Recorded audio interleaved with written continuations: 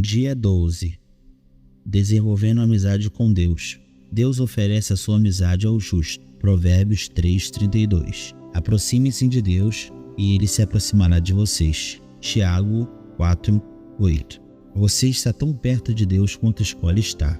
A exemplo do que ocorre com qualquer amizade, você deve se esforçar para desenvolver o relacionamento com Deus. Isso não acontecerá por acidente. É necessário desejar essa amizade e disponibilizar-lhe tempo e energia. Se deseja um vínculo mais profundo e íntimo com Deus, aprenda a compartilhar de forma honesta seus sentimentos, a ter confiança que Ele lhe pedir para fazer algo, a se importar com aquilo que é importante para Ele e a desejar sua amizade mais que qualquer outra coisa. Devo optar por ser sincero com Deus. O primeiro elemento fundamental de uma amizade mais profunda com Deus é ser absolutamente sincero sobre suas falhas e sobre seus sentimentos. O Criador não espera que você seja perfeito, mas insiste em que seja absolutamente honesto. Nenhum dos amigos de Deus que aparecem na Bíblia era perfeito. Se a perfeição fosse um requisito para a amizade com o Senhor, jamais poderíamos ser amigos dele. Felizmente, em virtude da graça de Deus, Jesus ainda é amigo dos pecadores. Na Bíblia, os amigos de Deus são sinceros a respeito do que sentem, frequentemente reclamando, criticando, acusando e discutindo com o Criador. Entretanto, não parece ficar aborrecido com a franqueza deles. Na verdade, até a incentiva. O Senhor permitiu que Abraão o questionasse a respeito da destruição de Sodoma. Abraão importunou sobre o que seria necessário para poupar a cidade, negociando um número de 50 a 10 pessoas justas. Deus também escutou pacientemente de Davi as muitas acusações de injustiça, traição e abandono. Não destruiu Jeremias quando o profeta afirmou que o Senhor havia enganado. Jó pôde expressar sua amargura durante a provação, e no final, Deus o defendeu por ter sido sincero e repreendeu os amigos de Jó por não agirem com sinceridade. Deus lhe disse: estou farto de vocês, pois não foram honestos comigo, nem no que disseram de mim a meu servo Jó. E meu servo Jó orará por vocês, e assim vou aceitar a oração de vocês. Em um estupendo exemplo de amizade sincera, Deus expressou sem reservas sua absoluta repugnância pela desobediência de Israel. Ele disse a Moisés que manteria a promessa de dar aos israelitas a terra prometida, mas não daria mais nenhum passo com eles no deserto. Deus estava aborrecido e disse a Moisés exatamente como se sentia. Moisés, falando como amigo de Deus, respondeu de forma igualmente sincera: tu me dizes, conduza esse povo, mas não me deixes saber quem enviarás comigo. Se sou assim tão especial para ti, permite que eu tome conhecimento dos teus planos. Não te esqueças do que este e o teu povo, tua responsabilidade. O Eterno respondeu: minha presença irá com você, eu me encarregarei da viagem até o fim. Moisés não concordou. Se tua presença não assumir liderança aqui, cancela agora mesmo a viagem. De que outra forma se poderia saber de que estás comigo nisso? Comigo e com teu povo. Quero saber, viajarás conosco ou não? De que outra forma saberemos que somos especiais, eu e teu povo, entre todos os povos da terra? O Eterno respondeu a Moisés: está bem, será como você disse. Eu também farei isso, pois conheço você muito bem e você é especial para mim. Eu conheço você pelo nome. Poderia Deus lidar com esse tipo de franqueza se ela partisse de você? Sem dúvida. A verdadeira amizade é edificada sobre a transparência. O que pode parecer audácia, Deus vê como sinceridade. Deus escuta as palavras exaltadas de seus amigos. O que o aborrece são os clichês, aquelas frases previsíveis permeadas de religiosidade. Para ser amigo de Deus, você deve ser sincero com Ele e dividir seus verdadeiros sentimentos, não o que você pensa deve sentir ou dizer. Quem sabe você precisa confessar alguma raiva ou ressentimento oculto em relação a Deus em certas áreas de sua vida, nas quais você se sentiu enganado ou decepcionado. Até que tenhamos amadurecido o suficiente para compreender que o Senhor usa todas as coisas para o nosso bem, Abrigamos ressentimentos em relação a ele por causa da nossa aparência, formação, orações não respondidas, mágoas do passado e outras coisas que mudaríamos se fôssemos Deus. As pessoas frequentemente o culpam por mágoas causadas por outras pessoas. Isso resulta no que William Backus disse: seu rompimento oculto com Deus. A amargura é a maior de todas as barreiras para a amizade com Deus. Por que eu iria querer ser amigo de Deus se Ele permitiu isto? O antídoto, é claro, é perceber que o Senhor sempre age em nosso benefício, mesmo quando sofremos e não conseguimos entender o que está acontecendo. Livrar-se dos ressentimentos e revelar o que sentimos, porém, são os primeiros passos para a cura. A exemplo do que faziam os amigos de Deus na Bíblia. Diga a ele exatamente como você se sente. Reflita a respeito de Jó, Asaf e Jeremias e Noemi.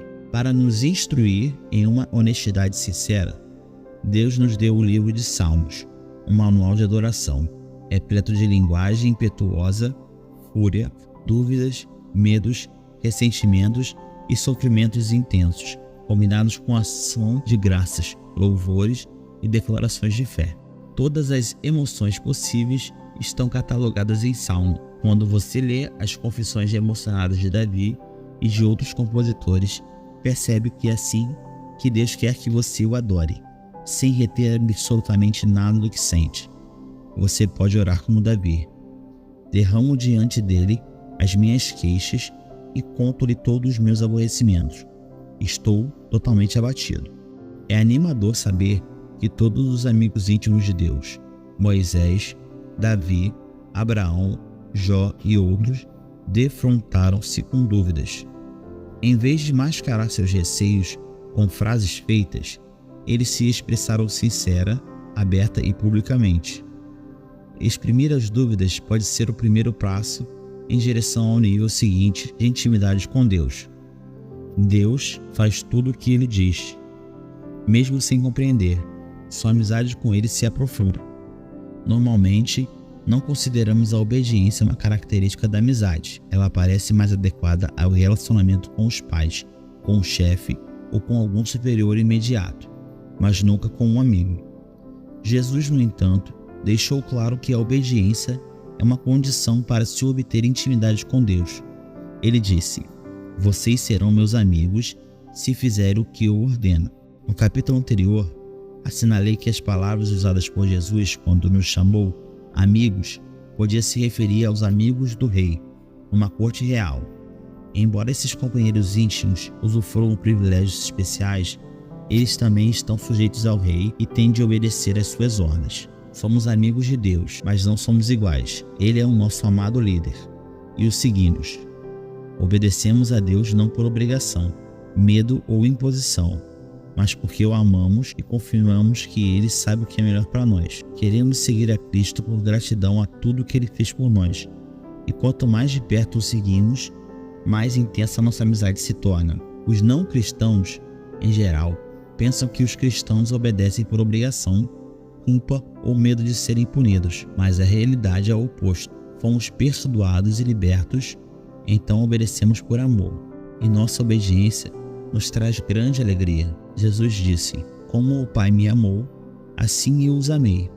Permaneçam no meu amor. Se vocês obedecerem aos meus mandamentos, permanecerão no meu amor, assim como tenho obedecido aos mandamentos de meu Pai, e em seu amor permaneço. Tenho dito essas palavras para que a minha alegria esteja em vocês e a alegria de vocês seja completa. Observe que Jesus espera de nós o mesmo comportamento que Ele tem com o Pai, que é um modelo para o nosso relacionamento com o Filho. Foi por amor que Jesus realizou tudo o que o Pai lhe pediu. A verdadeira amizade não é passiva, é atuante. Quando Jesus nos pede que amemos o próximo, ajudemos os necessitados, dividamos nossos recursos, conservemos nossa vida irrepreensível, perdoemos e levemos outras pessoas a Ele, o amor estimula-nos a obedecer imediatamente. Em várias ocasiões, somos desafiados a realizar grandes coisas para Deus. Na realidade, o Senhor fica mais satisfeito quando fazemos pequenas coisas para Ele espontaneamente. Elas podem passar desapercebidas para outras pessoas, mas Ele as observa e as considera atos de adoração. Grandes oportunidades podem acontecer uma única vez durante toda a vida, mas pequenas oportunidades nos cercam todos os dias, mesmo por um simples ato, como dizer a verdade, ser gentil ou animar alguém. Trazemos um sorriso à face do Senhor. Deus guarda simples atos de obediência como se fossem um tesouro, mais precioso que orações, louvores ou ofertas. A Bíblia diz: o que agrada mais ao Senhor, holocaustos e sacrifícios ou obediência à sua voz? É melhor obedecer que sacrificar. Jesus iniciou seu ministério público à idade de 30 anos, ao ser batizado por João. Naquele momento, Deus falou do céu: este é o meu filho amado, e estou plenamente satisfeito com ele. O que Jesus fez durante aquelas 3 décadas que agradou tanto a Deus? A Bíblia silencia a respeito desse período da vida de Cristo, exceto por uma única frase que encontramos em Lucas 2,51. Então foi com eles para Nazaré e era-lhes obediente. 30 anos aguardando a Deus foram resumidos em 3 palavras: eram-lhes obedientes. Devo optar por valorizar o que Deus valoriza. É isto que os amigos fazem. Eles se importam com o que é importante para outra pessoa. Assim, quanto mais você se torna amigo de Deus, mais se importará com o que é importante para Ele, mais sofrerá com o que lhe causa sofrimento e mais se alegrará com o que lhe dá prazer. Paulo é o melhor exemplo disso. As prioridades de Deus eram suas prioridades e os desejos dele eram seus desejos também. O que me deixa tão abatido é que me preocupo demais com vocês. É a minha paixão de Deus queimando dentro de mim. Davi se sentia da mesma forma, pois o zelo pela tua casa me consome e os insultos daqueles que te insultam caem sobre mim. O que importa mais para Deus? A redenção de seu povo. Ele quer que todos os seus filhos perdidos sejam encontrados. Esse é o único motivo pelo qual Jesus veio a este mundo. A coisa mais preciosa ao coração de Deus é a morte de seu filho. A segunda coisa mais preciosa é quando seus filhos comunicam essa boa nova a outras pessoas. Para ser amigo do Senhor, você deve se interessar por todas as pessoas ao seu redor, pois Deus se importa com elas. Os amigos de Deus falam dele aos amigos. Devo desejar ser amigo de Deus mais que qualquer outra coisa. Os salmos estão cheios de exemplos desse desejo. Davi desejou apaixonadamente conhecer a Deus, expressando-se com palavras como anelo, anseio, sede e fome. Ele ansiava pelo Senhor e declarou: há uma coisa que realmente desejo do Senhor, o privilégio de viver durante toda a minha vida na sua presença, para descobrir a cada dia um pouco mais da sua perfeição e do seu amor. Em outro salmo, ele diz: o teu amor para mim vale mais que a vida. O desejo de Jacó pelas bênçãos de Deus era tão intenso que ele lutou uma noite inteira com o Senhor, dizendo: não te deixarei ir, a não ser que me abençoes. A parte mais maravilhosa dessa história é que Deus, que é todo-poderoso, permitiu que Jacó vencesse. O Criador não fica ofendido quando lutamos com ele, porque lutar exige contato pessoal e nos traz para perto dele. Lutar também é uma atitude apaixonada e Deus gosta quando demonstramos paixão por ele. Paulo foi outro homem que nutriu uma amizade ardente com Deus. Nada era mais importante. Era sua primeira prioridade, objeto de sua total concentração e o mais importante objetivo de sua vida. Esse foi o motivo pelo qual Deus usou Paulo de forma tão grandiosa. A The Amplified Bible exprime toda a força da paixão de Paulo. Meu firme propósito é que eu possa conhecê-lo e que possa conhecê-lo cada vez mais profunda e intimamente, percebendo, reconhecendo e compreendendo as maravilhas de sua pessoa com mais clareza e intensidade. A verdade é, você está tão perto de Deus quanto escolhe estar. A amizade íntima com Deus é fruto de uma escolha, não de uma eventualidade, e você deve buscá-la intencionalmente. Você realmente a deseja mais do que qualquer coisa? Qual a importância disso para você? Vale a pena desistir de outras coisas por causa dela? Valeria ela o esforço de desenvolver certos hábitos e habilidades? Talvez você tenha sido apaixonado por Deus no passado, mas perdeu aquele desejo. Esse foi o problema dos cristãos de Éfeso. Haviam perdido o primeiro amor. Faziam todas as coisas corretamente, mas por obrigação, não por amor. Se você está passando por alguma instabilidade espiritual, não se surpreenda quando Deus permite que você sofra. O sofrimento é o combustível da paixão. Ele gera energia com tal intensidade que transforma o que normalmente não possuímos. Assim disse C.S. Lewis.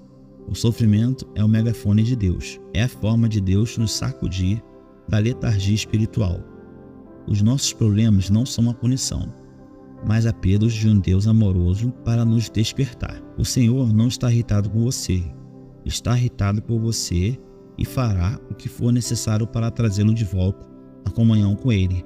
Há, porém, um meio mais fácil de reacender a paixão por Deus. Comece a pedir que Ele lhe dê essa paixão e continue pedindo até que a receba. Repita esta oração ao longo do dia.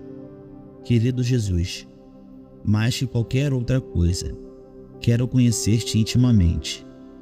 Deus disse aos cativos na Babilônia: quando vocês me buscarem, me encontrarão. Sim, quando me buscarem de todo o coração e, em primeiro lugar, dou a vocês a certeza de que não vão se decepcionar. Seu relacionamento mais importante. Não há nada, absolutamente nada mais importante que fazer amizade com Deus. Esse é um relacionamento que durará para sempre. Paulo disse a Timóteo: algumas dessas pessoas perderam a coisa mais importante da vida. Elas não conhecem a Deus. Você perdeu a coisa mais importante da vida? Pois pode fazer algo a respeito agora mesmo. Lembre-se, a escolha é sua. Você está tão perto de Deus quanto a escolha está. Dia 12. Pensando sobre o meu propósito de vida. Tema para reflexão. Estou tão perto de Deus quanto a escolha está. Versículo para memorizar. Aproximem-se de Deus e Ele se aproximará de vocês. Pergunta para meditar. Que escolhas práticas farei hoje para me aproximar mais de Deus?